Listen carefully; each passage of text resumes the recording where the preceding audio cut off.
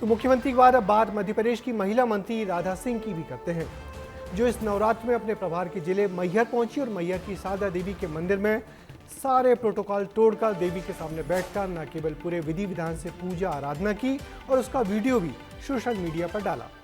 जबकि इस नवरात्र में मंदिर में सारे वीआईपी दर्शन पर पाबंदी लगी हुई है। मंत्री जी ने ऐसा क्यों किया, ये बात हमने मंत्री जी से भी पूछा, तो देखिए उन्होंने क्या कहा, ये रिपोर्ट देखिए। मेरे वजह से हमारे जनता जो पब्लिक आई थी, जो श्रद्धालु आए थे, अगर उन मेरे तरफ से उनको कोई कष्ट हुआ होगा तो उसके लिए भी मैं खेद प्रकट करती हूँ भाई। जनता से माफी मांगती और खेद प्रकट करती ये राज्य मंत्री राधा सिंह है। यही मैहर की प्रभारी मंत्री हैं। जनता से माफी मांग रही है, लेकिन अब पछताए होत क्या जब चिड़िया चुग गई खेत। मंत्री जी मैहर में शारदा मंदिर में दर्शन करने गई। ठाट बाट से मंदिर पहुंची, न लाइन में लगी न इंतजार किया, सीधा गर्भगृह में गई और दर्शन किए। नवरात्र के दिनों में भक्ति में मंत्री जी इतनी लीन थी कि आम जनता की ओर निहार ही नहीं सकी।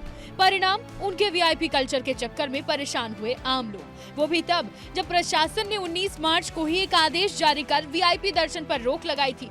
आदेश आए 6 दिन हुए थे और खुद मैहर की प्रभारी मंत्री जी उस आदेश को तोड़ बैठी और नियम तोड़ने के बाद, जनता को इंतजार करवाने के बाद और भगवान से पर्सनल आशीर्वाद लेने के बाद आदेश के बारे में ना पता होने का हवाला दे दिया।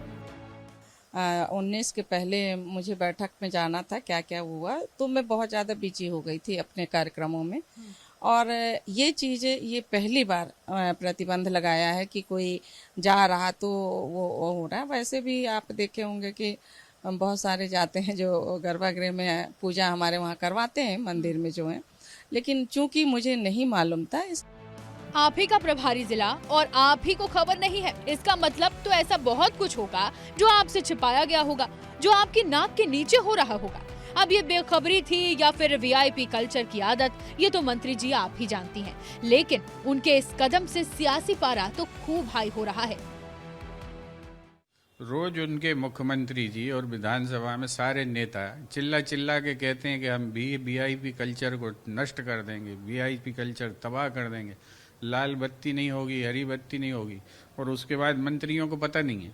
तो फिर ये भाषण काहे को देते हैं, अखबारों में क्यों छपवाते हैं? सरकार की, हमारे मंत्रियों की, सभी की भावना यही रहती है कि हमारे किसी भी आवागमन से, हमारे किसी भी कार्यक्रम से जो स्थानीय रहवासी हैं या जो आम श्रद्धालु हैं, उनको किसी भी प्रकार की कठिनाई का सामना न करना पड़े।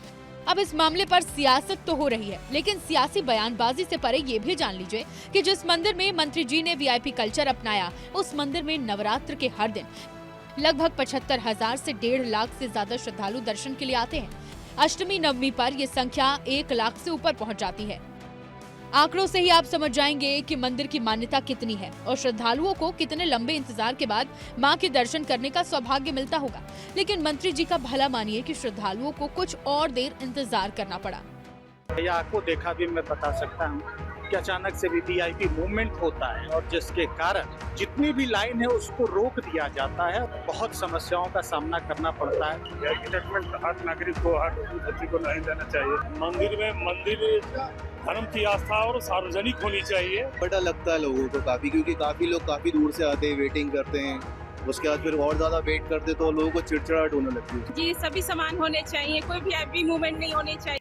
ऐसे में जब खुद प्रभारी मंत्री जी ही इस नियम को तोड़कर वीआईपी कल्चर का प्रदर्शन करती हैं, तो फिर आम आदमी का विश्वास किस पर टिके? प्रभारी मंत्री राधा सिंह को इस बात को लेकर सोचना चाहिए था कि भगवान के दरबार में कोई वीआईपी नहीं होता, सभी बराबर होते हैं। मंत्री जिनको खुद नियमों का पालन करना चाहिए, क्योंकि जो खुद नियम बनाते हैं वही अब नियम तोड़ते हुए नजर आ रही है। कैमरा पर्सन विवेक के साथ रंजना दुबे, विस्तार न्यूज, भोपाल।